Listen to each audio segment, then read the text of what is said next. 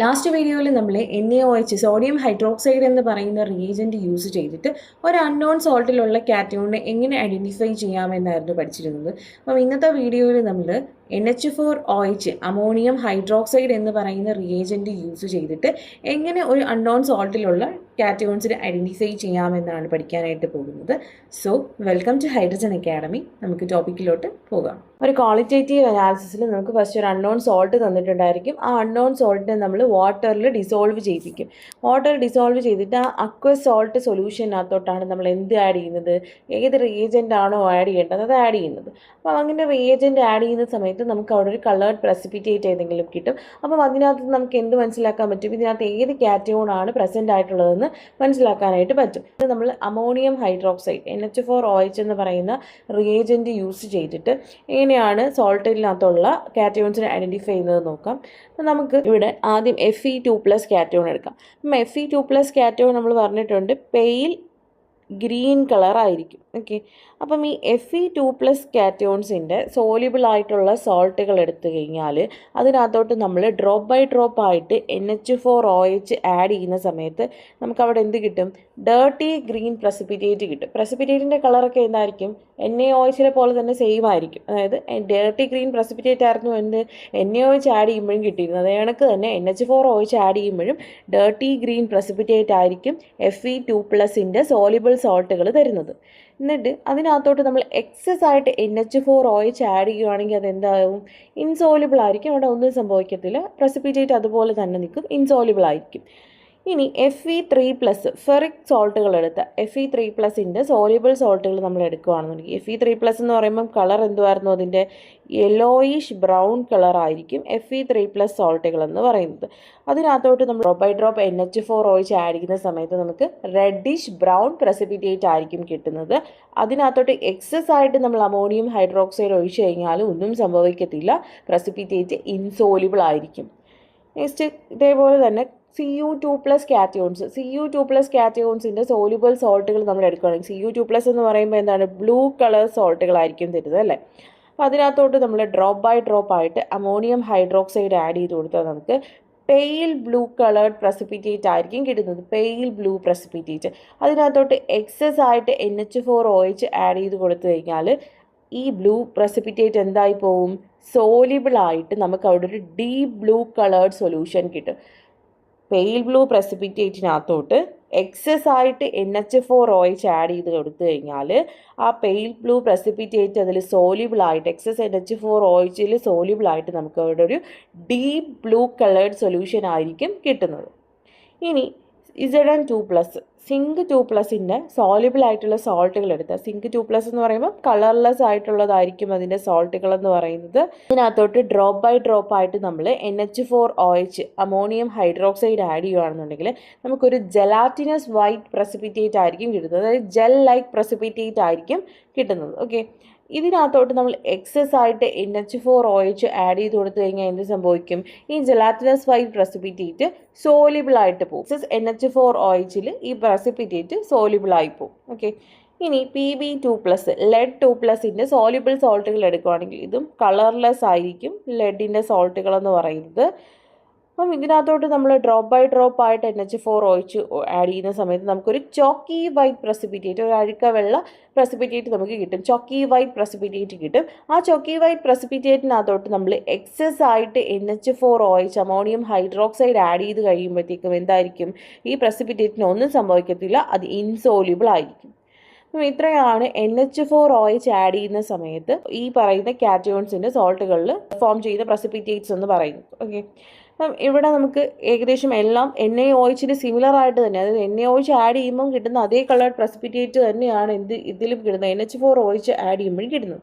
ഇവിടുത്തെ വ്യത്യാസം എന്ന് പറഞ്ഞു കഴിഞ്ഞാൽ നമ്മൾ പറഞ്ഞു NaOHൻ്റെ കേസിൽ Zn2+ൻ്റെ എല്ലാ സോൾട്ടുകളും തരുന്ന പ്രസിപ്പിറ്റേറ്റിനകത്തോട്ട് എക്സസ് ആയിട്ട് NaOH ആഡ് ചെയ്യുന്ന സമയത്ത് എന്ത് സംഭവിക്കും, ആ പ്രസിപ്പിറ്റേറ്റ് സോലിബിൾ ആയിപ്പോവും. അതേ കണക്ക് തന്നെ Pb2+ൻ്റെ സോലിബിൾ സോൾട്ടുകളുടെ പ്രസിപ്പിറ്റേറ്റ്സിനകത്തോട്ട് എക്സസ് ആയിട്ട് NaOH ആഡ് ചെയ്താൽ ആ പ്രസിപ്പിറ്റേറ്റ് സോലിബിൾ ആയി പോകുമെന്ന് പറഞ്ഞു. പക്ഷേ ഇവിടുത്തെ കേസ് വരുമ്പം NH4OHൻ്റെ കേസിലാണെങ്കിൽ സിങ്ക് സിമിലർ ആയിട്ട് തന്നെയായിരിക്കും, അതായത് സിങ്കിൻ്റെ സോളിബിൾ സോൾട്ടുകളുടെ പ്രസിപ്പിറ്റേറ്റ് എന്ന് പറയുന്നത് എക്സസ് NH4OH സോളിബിൾ ആയിരിക്കും. പക്ഷേ PBയുടെ കേസിൽ എന്തായിരിക്കും? PB2+ൻ്റെ സോളിബിൾ സോൾട്ടുകളുടെ പ്രസിപ്പിറ്റേറ്റ് എന്ന് പറയുന്നത് എക്സസ് NH4OH ഇൻസോലിബിൾ ആണ്. പക്ഷേ ഇവിടെ നോക്കിക്കേ, ഇവിടെ കോപ്പറിൻ്റെ Cu2+ൻ്റെ സോളിബിൾ സോൾട്ടുകളുടെ പ്രസിപ്പിറ്റേറ്റ് എന്ന് പറയുന്നത് എക്സസ് NH4OH സോളിബിൾ ആണ്. അപ്പം NH4OHൻ്റെ കേസിൽ സിങ്ക് 2+ഉം Cu2+ഉം ഇവരുടെ രണ്ടുപേരുടെയും സോളിബിൾ സോൾട്ടിൻ്റെ പ്രസിപ്പിറ്റേറ്റുകളാണ് എന്ത്? എക്സസ് NH4OH സോളിബിൾ ആകുന്നത്. അപ്പം സിങ്ക് എന്ന് പറഞ്ഞാൽ രണ്ടിൻ്റെ കേസിലും NaOHൻ്റെ കേസിലും NH4OHൻ്റെ കേസിലും അവരുടെ പ്രസിപ്പിറ്റേറ്റ് എന്തിൽ സോളിബിൾ ആവും? എക്സസ് ആയിട്ട് NaOH ഒഴിച്ചാലും NH4OH ഒഴിച്ചാലും സോളിബിൾ ആയി പോകും. പിന്നെ PB2+ൻ്റെ പ്രസിപ്പിറ്റേറ്റ് ആണ് എന്ത് ചെയ്യുന്നത്? NaOH സോളിബിൾ ആവുന്നത്, എക്സസ് NaOH സോളിബിൾ ആവുന്നത്. NH4OHൻ്റെ കേസ് വരുമ്പം Cu2+ൻ്റെ പ്രസിപ്പിറ്റേറ്റുകളായിരിക്കും എക്സസ് ആയിട്ട് NH4OH ഒഴിക്കുന്ന സമയത്ത് അതിനകത്ത് ഡിസോൾവ് ആയി പോകുന്നത്. ഈ രണ്ട് കാര്യങ്ങൾ ഓർത്ത് വെക്കണം. ഇനി അമോണിയം ഹൈഡ്രോക്സൈഡ് വന്ന സമയത്ത് നമ്മൾ കാൽഷ്യം 2+ൻ്റെ സോൾട്ടുകളുടെ കാര്യം പറഞ്ഞിട്ടുണ്ടായിരുന്നില്ല. കാൽഷ്യം 2+ൻ്റെ സോൾട്ടുകളൊന്നും NH4OH ചേർന്ന് നമുക്ക് പ്രസിപ്പിറ്റേറ്റ് തരത്തില്ല. ഓക്കെ, ഇതിൻ്റെ റീസൺ എന്ന് പറഞ്ഞു കഴിഞ്ഞാൽ നമ്മുടെ NH4OH അമോണിയം ഹൈഡ്രോക്സൈഡ് എന്ന് പറയുന്നതൊരു വീക്കായിട്ടുള്ള ബേസ് ആയിരിക്കും. അപ്പം ഈ NH4OH അയണൈസ് ചെയ്യുന്ന സമയത്ത് എന്താണ്, ഇത് പാർഷ്യലായിട്ട് മാത്രമേ അയണൈസ് ചെയ്യത്തുള്ളൂ അല്ലേ? അപ്പം പാർഷ്യലി മാത്രമേ അയണൈസ് ചെയ്ത് NH4+ഉം OH- തരത്തുള്ളൂ. അപ്പം ഇവിടെ ഈ അയണൈസ് ചെയ്യുമ്പോൾ ഉള്ള OH- കോൺസെൻട്രേഷൻ എന്ന് പറയുന്നത് വളരെ ലോ ആയിരിക്കും. അപ്പം ഇത്രയും ലോ കോൺസെൻട്രേഷനിലുള്ള OH- വെച്ചുകൊണ്ട് നമുക്ക് CaOH ട്വൈസ് കാൽഷ്യം ഹൈഡ്രോക്സൈഡ് എന്ന് പറയുന്ന പ്രസിപ്പിറ്റേറ്റ് ഫോം ചെയ്യിക്കാനായിട്ട് പറ്റത്തില്ല. അതുകൊണ്ട് കാൽഷ്യം 2+ൻ്റെ സോൾട്ടുകൾ എന്ന് പറയുന്നത് NH4OH പ്രസിപ്പിറ്റേറ്റ് തരത്തില്ല. നമ്മൾ എക്സസ് ആയിട്ട് NH4OH ആഡ് ചെയ്താലും എന്ത് ചെയ്യത്തില്ല? കാൽഷ്യം ഹൈഡ്രോക്സൈഡ് എന്ന് പറയുന്ന പ്രസിപ്പിറ്റേറ്റിനെ ഫോം ചെയ്യാനായിട്ട് NH4OH സാധിക്കത്തില്ല. ഇനി Fe2+ൻ്റെ കേസിൽ ഫെറസ് അയോണിൻ്റെ സോളിബിൾ ആയിട്ടുള്ള സോൾട്ടുകളിലോട്ട് നമ്മൾ NH4OH ആഡ് ചെയ്യുന്ന സമയത്ത് നമ്മൾ പറഞ്ഞു ഡേർട്ടി ഗ്രീൻ പ്രസിപ്പിറ്റേറ്റ് ആണ് ഒബ്റ്റെയിൻ ചെയ്യുന്നതെന്ന് പറഞ്ഞു. അപ്പോൾ നമുക്ക് ഫെറസിൻ്റെ സോളിബിൾ ആയിട്ടുള്ള ഒരു സോൾട്ട് എടുക്കാം. നമുക്ക് ferrous sulphate FeSO4. All sulphates are water soluble നമ്മൾ പഠിച്ചിട്ടുണ്ട് അല്ലേ? അപ്പോൾ നമുക്ക് ഫെറസ് സൾഫേറ്റ് വാട്ടർ സോളിബിൾ ആയിട്ടുള്ളൊരു ഫെറസ് സോൾട്ടാണ്. അതിനകത്തോട്ട് നമുക്ക് NH4OH ammonium hydroxide drop by drop add ചെയ്യാം. അങ്ങനെ drop by drop NH4OH add ചെയ്യുന്ന സമയത്ത് അവിടെ FeOH ട്വൈസ് ഫെറസ് ഹൈഡ്രോക്സൈഡും NH4 ട്വൈസ് SO4 അമോണിയം സൾഫേറ്റും ഫോം ചെയ്യും. ഓക്കെ, ഈ ഫോം ചെയ്ത FeOH ട്വൈസ് ഫെറസ് ഹൈഡ്രോക്സൈഡ് ആണ് എന്തിന് കാരണമാവുന്നത്? ഡേർട്ടി ഗ്രീൻ പ്രസിപ്പിറ്റേറ്റിന് കാരണമാവുന്നത്. ഓക്കെ, ഇതിൻ്റെ കളറാണ് ഡേർട്ടി ഗ്രീൻ പ്രസിപ്പിറ്റേറ്റ് ആയിട്ട്. ഇതൊരു ഇൻസോളിബിൾ ആയിട്ടുള്ള സോളിഡാണ്, പ്രസിപ്പിറ്റേറ്റ് ആയിട്ട് നമുക്ക് കിട്ടും. അതിൻ്റെ കളറാണ് എന്ത്? ഡേർട്ടി ഗ്രീൻ കളർ എന്ന് പറയുന്നത്. ഈ അടുത്തത് നമ്മൾ പറഞ്ഞത് Fe3+ ആണ്, ഫെറിക് സോൾട്ടുകൾ. ഫെറിക്കിൻ്റെ സോളിബിൾ ആയിട്ടുള്ള സോൾട്ടുകൾ, അതിൻ്റെ കളർ എന്തായിരിക്കും? ഫോർ എക്സാമ്പിൾ നമുക്ക് FeCl3 എടുക്കാം. ഓൾ ക്ലോറൈഡ്സ് ആർ സോളിബിൾ എന്ന് നമ്മൾ പഠിച്ചിട്ടുണ്ടല്ലേ, except lead chloride and silver chloride. അപ്പം ലെഡ് ക്ലോറൈഡും സിൽവർ ക്ലോറൈഡും ഒഴിച്ചിട്ട് എല്ലാ ക്ലോറൈഡ്സും സോളിബിളാണ്. സോ FeCl3 ഒരു സോളിബിൾ ആയിട്ടുള്ള ക്ലോറൈഡാണ്. ഇതിനകത്തോട്ട് നമ്മൾ NH4OH drop by drop add ചെയ്യുക. FeCl3 എന്ന് പറയുമ്പോൾ ഇതിൻ്റെ കളർ എന്തായിരിക്കും? യെല്ലോയിഷ് ബ്രൗൺ കളർ ആയിരിക്കും. ഓക്കെ, യെല്ലോയിഷ് ബ്രൗൺ കളർ ആയിരിക്കും. Drop by drop NH4OH add ചെയ്യുന്ന സമയത്ത് നമുക്ക് FeOH thrice ferric hydroxide plus NH4Cl ആയിരിക്കും നമുക്ക് കിട്ടുന്നത്, അമോണിയം ക്ലോറൈഡ്. ഓക്കെ, ഈ FeOH ത്രൈസ് ഇതിൻ്റെ കളർ എന്തായിരിക്കും? റെഡിഷ് ബ്രൗൺ കളർ ആയിരിക്കും. റെഡിഷ് ബ്രൗൺ ആയിട്ടുള്ള പ്രസിപ്പിറ്റേറ്റ് ആയിരിക്കും നമുക്കിവിടെ കിട്ടുന്നത്. ആ പ്രസിപ്പിറ്റേറ്റ് എന്ന് പറയുന്നത് FeOH ത്രൈസ് ആണ്. ഓക്കെ, ഫെറിക് ഹൈഡ്രോക്സൈഡിൻ്റെ പ്രസിപ്പിറ്റേറ്റ് ആണ് നമുക്കവിടെ കിട്ടുന്നത്. FeCl3 plus 3NH4OH gives FeOH thrice plus 3NH4Cl. ഇതാണ് ഇതിൻ്റെ ബാലൻസ്ഡ് കെമിക്കൽ ഇക്വേഷൻ എന്ന് പറയുന്നത്.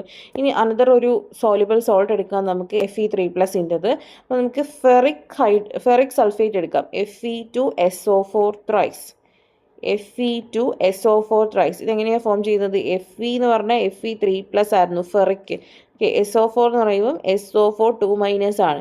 അപ്പം ഇതിൻ്റെ തമ്മിലുള്ള കോമ്പൗണ്ട് കണ്ടുപിടിക്കണമെങ്കിൽ ഇതിൻ്റെ മുകളിലുള്ള ചാർജസ് ക്രോസ് ചെയ്താൽ മതി. അപ്പോൾ Fe മുകളിലുള്ള ചാർജ് SO4 താഴോട്ടും SO4 മുകളിലുള്ള ചാർജ് Fe താഴോട്ടും പോകും. അപ്പോൾ Fe2SO4 ത്രൈസ് ഇങ്ങനെയാണ് ഫെറിക് സൾഫേറ്റ് ഫോം ചെയ്യുന്നത്. ഓക്കെ, അപ്പം ഈ ഫെറിക് സൾഫേറ്റിനകത്തോട്ട് നമ്മൾ ഡ്രോപ്പ് ബൈ ഡ്രോപ്പ് ആയിട്ട് NH4OH ആഡ് ചെയ്ത് കൊടുക്കുമ്പോൾ എന്ത് പറ്റും? NH4OH ആഡ് ചെയ്ത് കൊടുക്കുമ്പോൾ നമുക്ക് FeOH ത്രൈസ് ഫെറിക് ഹൈഡ്രോക്സൈഡും NH4 ട്വൈസ് SO4 അമോണിയം സൾഫേറ്റും കിട്ടും. Fe2SO4 thrice plus 6 NH4OH gives FeOH thrice 2 FeOH ത്രൈസ് പ്ലസ് 3 NH4 ട്വൈസ് SO4. ഇതാണ് ഇതിൻ്റെ ബാലൻസ്ഡ് കെമിക്കൽ ഇക്വേഷൻ എന്ന് പറയുന്നത്. ഈ FeOH ത്രൈസ് ആണ് ഇവിടെ എന്ത് തരുന്നത്? റെഡിഷ് ബ്രൗൺ പ്രസിപ്പിറ്റേറ്റ് തരുന്നത്. അടുത്തായിട്ട് നമ്മൾ പഠിച്ചതാണ് കോപ്പർ. Cu2+ സോലിബിൾ സോൾട്ട് എടുക്കുക. അപ്പോൾ Cu2+ സോലിബിൾ സോൾട്ടിനകത്തോട്ട് നമ്മൾ ഡ്രോപ്പ് ബൈ ഡ്രോപ്പ് ആയിട്ട് NH4OH ആഡ് ചെയ്ത് കൊടുത്തു കഴിഞ്ഞാൽ നമുക്കൊരു പെയിൽ ബ്ലൂ പ്രസിപ്പിറ്റേറ്റ് ആയിരിക്കും കിട്ടുന്നതെന്ന് പറഞ്ഞു അല്ലേ. അപ്പോൾ നമുക്ക് കോപ്പറിൻ്റെ ഏതെങ്കിലും സോലിബിൾ ആയിട്ടുള്ള സോൾട്ട് എടുക്കാം. നമുക്ക് കോപ്പർ സൾഫേറ്റ് എടുക്കാം. സൾഫേറ്റിനകത്തോട്ട് നമുക്ക് NH4OH ammonium hydroxide drop by drop add ചെയ്യാം. ആഡ് ചെയ്യുന്ന സമയത്ത് നമുക്ക് എന്ത് കിട്ടും? CuOH ട്വൈസ് കോപ്പർ സൾഫേറ്റ് കിട്ടും plus NH4 twice SO4 ammonium സൾഫേറ്റും കിട്ടും. അപ്പം CuSO4 plus 2 NH4OH give CuOH twice plus NH4 twice SO4. ഇതാണ് ഇതിൻ്റെ ബാലൻസ്ഡ് കെമിക്കൽ ഇക്വേഷൻ എന്ന് പറയുന്നത്. ഇവിടെ ഈ കിട്ടുന്ന CuOH ട്വൈസ് ഇതാണ് നമ്മുടെ പെയിൽ ബ്ലൂ പ്രസിപ്പിറ്റേറ്റ് എന്ന് പറയുന്നത്. പെയിൽ ബ്ലൂ പ്രസിപ്പിറ്റേറ്റ് എന്ന് പറയുന്നത്. അപ്പം ഇതെന്ന് പറയുന്നത് ഇൻസോല്യൂബിൾ ആയിട്ടുള്ള ഒരു പ്രസിപ്പിറ്റേറ്റ് ആയിരിക്കും. കോപ്പർ ഹൈഡ്രോക്സൈഡ് എന്ന് പറയുന്നത് അതിൻ്റെ കളറാണ് എന്തെന്ന് പറയുന്നത്? പെയിൽ ബ്ലൂ കളർ എന്ന് പറയുന്നത്. ഓക്കെ, ഇനി നമ്മൾ പറഞ്ഞതെന്ന് വെച്ച് കഴിഞ്ഞാൽ കോപ്പറിൻ്റെ സോല്യൂബിൾ സോൾട്ടുകൾ ഫോം ചെയ്യുന്ന പ്രസിപ്പിറ്റേറ്റിനകത്തോട്ട് നമ്മൾ എക്സസ് ആയിട്ട് NH4OH ആഡ് ചെയ്ത് കൊടുത്തു കഴിഞ്ഞാൽ അത് എന്ത് ചെയ്യും? ഈ പ്രസിപ്പിറ്റേറ്റ് സോല്യൂബിൾ ആയിട്ട് നമുക്കൊരു ഡീപ്പ് ബ്ലൂ കളർ സൊല്യൂഷൻ കിട്ടുമെന്ന് നമ്മൾ പറഞ്ഞിരുന്നു. അപ്പോൾ നമുക്ക് ഈ കോപ്പറിൻ്റെ പ്രസിപ്പിറ്റേറ്റ് എടുക്കാം. CuOH ട്വൈസ്, അതിൻ്റെ കൂടെ നമുക്ക് എന്തും കിട്ടിയിരുന്നു? NH4 ട്വൈസ് SO4 അല്ലേ. NH4 ട്വൈസ് SO4 അമോണിയം സൾഫേറ്റും കിട്ടിയിരുന്നു. ഇതിനകത്തോട്ട് നമ്മൾ എക്സസ് ആയിട്ട് NH4OH ആഡ് ചെയ്യുവാണ്. അങ്ങനെ ആഡ് ചെയ്യുന്ന സമയത്ത് നമുക്ക് കിട്ടുന്ന ഒരു കോംപ്ലക്സ് ആയിട്ടുള്ള ഒരു സോൾട്ടാണ് CuNH3 4 ടൈംസ് SO4.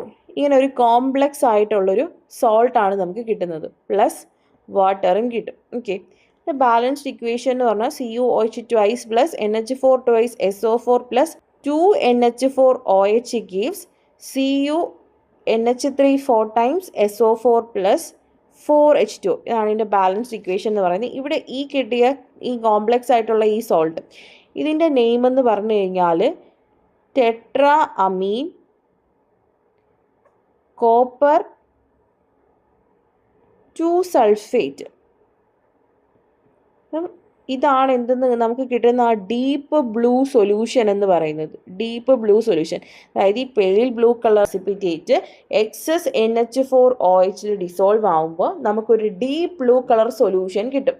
ഓക്കെ, ആ ഡീപ്പ് ബ്ലൂ കളർ സൊല്യൂഷൻ എന്ന് പറയുന്നത് ഈ CuNH3 4 times SO4 tetra amine copper 2 sulphate എന്ന് പറയുന്ന ഈ കോംപ്ലക്സ് കോമ്പൗണ്ടിൻ്റെ ഫോർമേഷൻ കൊണ്ടാണ് ആ ഡീപ്പ് ബ്ലൂ സൊല്യൂഷൻ അവിടെ ഉണ്ടാകുന്നത്. ഓക്കെ, അപ്പം ഈ ടെട്രാ മീൻസ് 4 ആണ്. ഇവിടെ 4 ഈ NH3 ഇതിനെയാണ് അമീനോ ഗ്രൂപ്പ് എന്ന് പറയുന്നത്. ഓക്കെ, അപ്പം ടെട്രാ അമീൻ, അപ്പം 4 അമീനുണ്ട്. ടെട്രാ അമീൻ പിന്നെ കോപ്പർ Cu2+ ആയതുകൊണ്ടാണ് കോപ്പർ 2 SO4നെയാണ് സൾഫേറ്റ്. അങ്ങനെയാണ് ടെട്രാ അമീൻ കോപ്പർ 2 സൾഫേറ്റ് എന്ന് പറയുന്ന നെയിം ഇവിടെ വരുന്നത്. അപ്പം ഇത് ഇമ്പോർട്ടൻ്റ് ആയിട്ടുള്ള ഇതാണ് Cu2+ൻ്റെത്. Cu2+ എന്ന് പറയുന്നത് സോലിബിൾ സോൾട്ടുകൾ NH4OHുമായിട്ട് പെയിൽ ബ്ലൂ പ്രസിപ്പിറ്റേറ്റ് തരും. ആ പ്രസിപ്പിറ്റേറ്റിനകത്തോട്ട് നമ്മൾ എക്സസ് ആയിട്ട് NH4OH ഒഴിച്ചു കഴിഞ്ഞാൽ നമുക്കൊരു ഡീപ്പ് ബ്ലൂ കളർ സൊല്യൂഷൻ കിട്ടും. ആ ഡീപ്പ് ബ്ലൂ കളർ സൊല്യൂഷൻ്റെ കാരണം എന്താണ്? ഇവിടെ ഫോം ചെയ്യുന്ന ഈ കോംപ്ലക്സ് സോൾട്ട് ആയിട്ടുള്ള ടെട്രാ അമീൻ കോപ്പർ 2 സൾഫേറ്റ് ആണ്.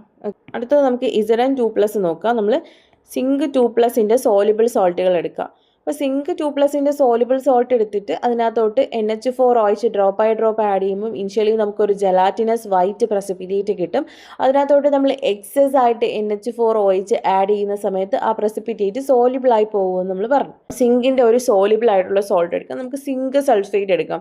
All sulphates are soluble in water ആണ്. സോ സിങ്ക് സൾഫേറ്റ് എന്തായിരിക്കും? വാട്ടറിൽ സോലിബിൾ ആയിരിക്കും. അപ്പം ഈ സിങ്ക് സൾഫേറ്റ് എടുത്തു. സിങ്ക് സൾഫേറ്റിനകത്തോട്ട് നമ്മൾ ഡ്രോപ്പ് ബൈ ഡ്രോപ്പ് ആയിട്ട് NH4 ആഡ് ചെയ്തു. അങ്ങനെ ആഡ് ചെയ്യുന്ന സമയത്ത് നമുക്ക് ZnOH സിങ്ക് ഹൈഡ്രോക്സൈഡ് കിട്ടും, പ്ലസ് NH4 SO4 അമോണിയം സൾഫേറ്റും കിട്ടും. ഈ കിട്ടിയ ZnOH ഇതാണ് എന്തിന് കാരണമാവുന്നത്? ജലാറ്റിനസ് വൈറ്റ് പ്രസിപ്പിറ്റേറ്റ് എന്ന് പറയുന്നത് കാരണമാകുന്നത് ഈ സിങ്ക് ഹൈഡ്രോക്സൈഡ് നമുക്കൊരു പ്രസിപ്പിറ്റേറ്റ്, ഒരു ജെൽ ലൈക്ക് പ്രസിപ്പിറ്റേറ്റ് ആയിട്ടാണ് അവിടെ കിട്ടുന്നത്. അതാണ് നമ്മുടെ ജലാറ്റിനസ് വൈറ്റ് പ്രസിപ്പിറ്റേറ്റ്. സിങ്കിൻ്റെ സോൾട്ടുകളിലോട്ട് NH4 ആഡ് ചെയ്യുന്ന സമയത്ത് കിട്ടുന്ന ജലാറ്റിനസ് വൈറ്റ് പ്രസിപ്പിറ്റേറ്റിന് കാരണമാവുന്നത് സിങ്ക് ഹൈഡ്രോക്സൈഡ്, അവിടെ ഫോം ചെയ്യുന്ന സിങ്ക് ഹൈഡ്രോക്സൈഡ് ആണ്. ഓക്കെ, ഇനി നമ്മൾ പറഞ്ഞു ഈ ജലാറ്റിനസ് വൈറ്റ് പ്രസിപ്പിറ്റേറ്റിലോട്ട് നമ്മൾ എക്സസ് ആയിട്ട് NH4 ആഡ് ചെയ്ത് കഴിഞ്ഞാൽ അത് സോലിബിൾ ആവുമെന്ന് നമ്മൾ പറഞ്ഞു. നമുക്കിവിടെ കിട്ടിയ പ്രോഡക്ട്സ് എടുക്കാം. ZnOH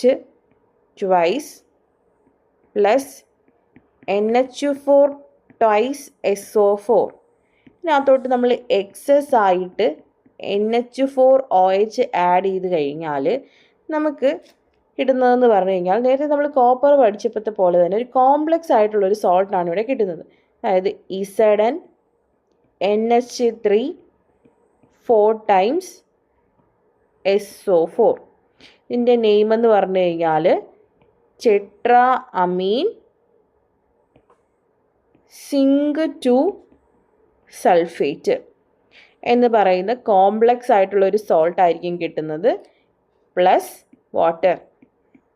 അതിൻ്റെ ബാലൻസ്ഡ് കെമിക്കൽ ഇക്വേഷൻ എന്ന് പറയുന്നത് ZnOH plus NH4 SO4 plus 2 NH4 gives ZnNH3 4 times SO4 plus 4 H2. ഇതായിരിക്കും ഇതിൻ്റെ ബാലൻസ്ഡ് കെമിക്കൽ ഇക്വേഷൻ എന്ന് പറയുന്നത്.